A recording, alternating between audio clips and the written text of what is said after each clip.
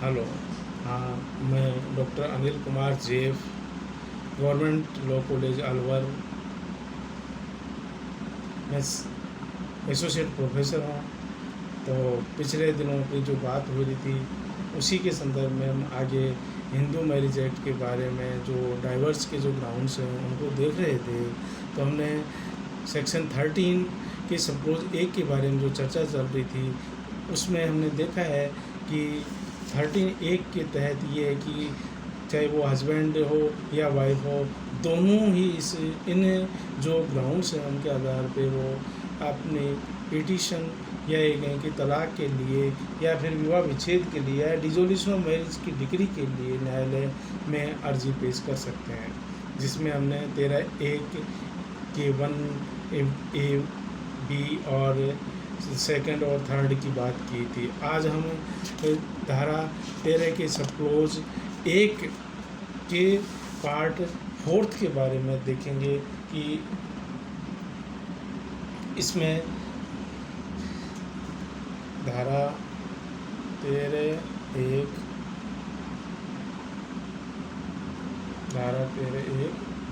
का 1/4 इसमें ये दे रखा है,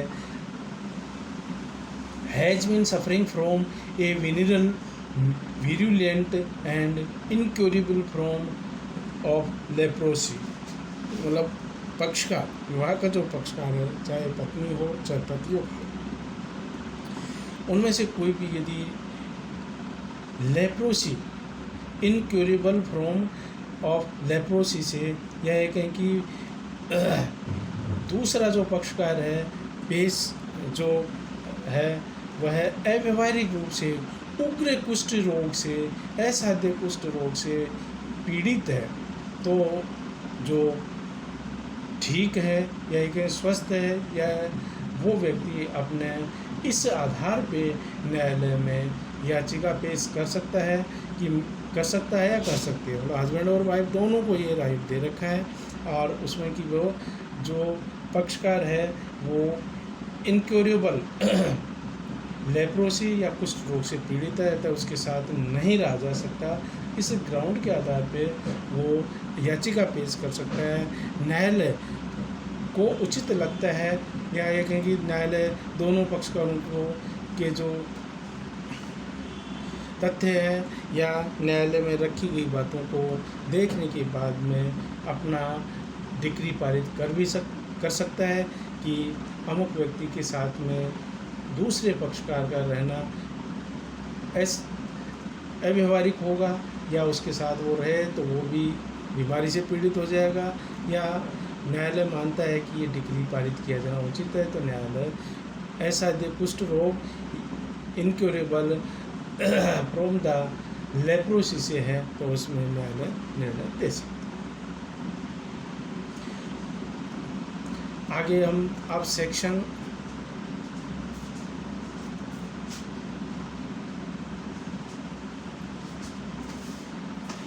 सेक्शन 13 का सपोज 1 का 5 देख रहे हैं, जिसके तहत ये बताया हुआ है, has been suffering from venereal disease in the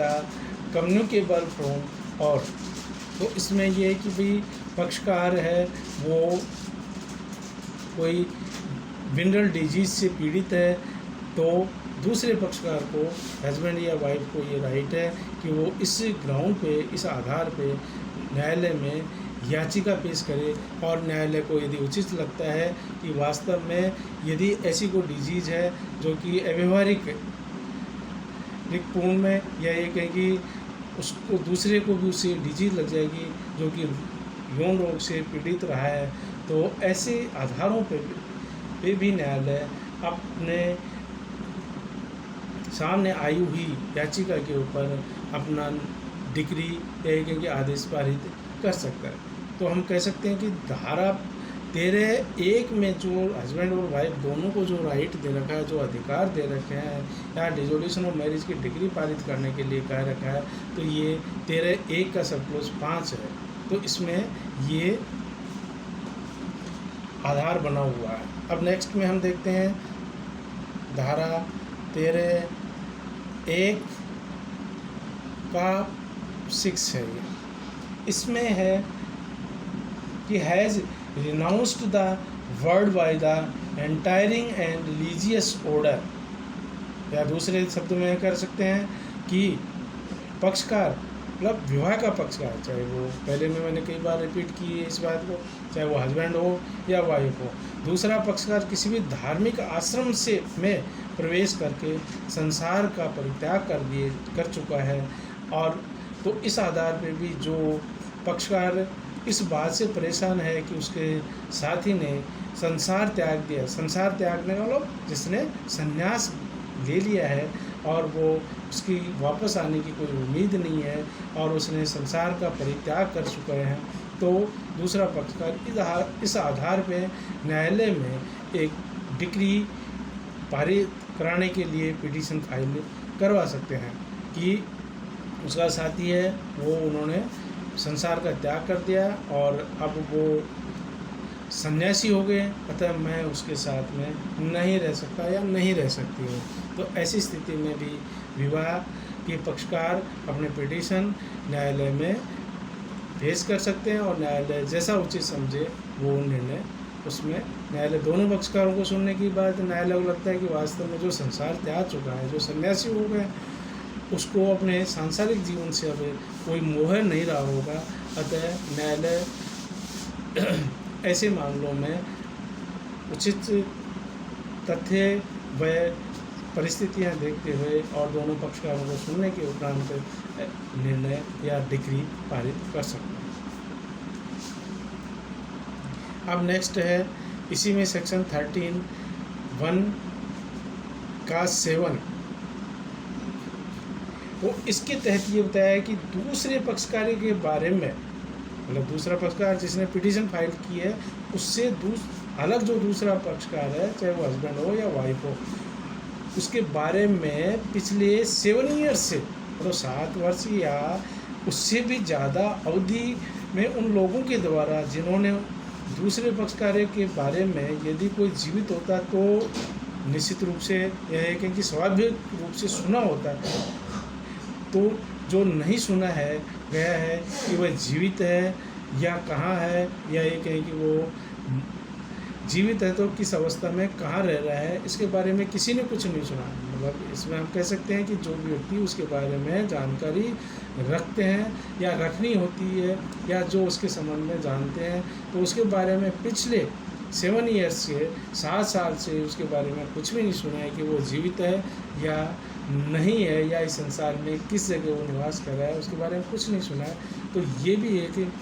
dissolution of marriage या डाइवर्स के संबंध में आधार बनता है। और इस आधार को जो परिवार में रह रहा है व्यक्ति, चाहे महिला हो चाहे पुरुष हो या एक कि चाहे हस्बैंड हो वो वाइफ हो, वो न्यायालय में इस आधार पर अर्जी पेश कर सकते हैं कि उसके दूसरे पक्षकार के बारे में हमने और जिन लोगों को सुनना चाहिए था या उसके बारे में जानना चाहिए था, उन लोगों ने उसके बारे में किसी प्रकार से कोई जानकारी नहीं रखी है कि वो इस संसार में है या नहीं है। तो ये भी एक